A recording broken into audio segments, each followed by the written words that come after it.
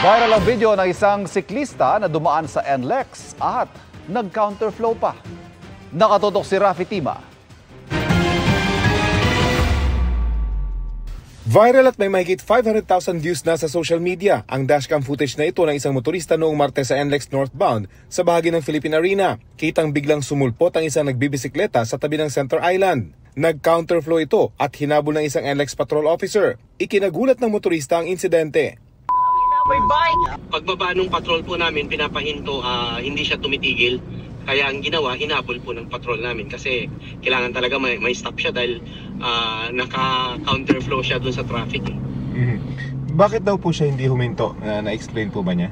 Hindi rin po na-explain nung kasi parang napaka-konti lang yung salita niya, basta ang narinig lang sa kanya nagpapasalamat, yun lang po. Hindi siya makausap ng maayos. Hindi na nakunan pero huminto rin ang siklista. Agad siyang isinakay sa patrol car at inilabas ng expressway. Pinakawalan din daw siya. Ayon sa NLEX, tuliro lang daw ito at tila nawala kaya pumasok sa expressway. Parang tinuruan lang siya na dumiretso po doon at mukhang hindi niya alam na expressway, so naliligaw po siya. Wala pang reaksyon sa GMA Integrated News ang bicycle rider. Bukod sa lubang delikado ang ginawa ng siklista, ayon sa NLEX, bawal sa expressway ang mga bisikleta alinsunod sa batas. Yun nga, yung mga signages po natin kumpleto naman po. Error din lang niya talaga yung pagpasok niya. Paalala ng pamunuan ng NLEX sa mga motorista, doble ingat, lalo na sa mga entrance at exit ng expressway.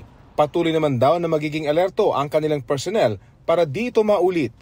Para sa GMA Integrated News, Rafi Tima ng Katutok, 24 Oras.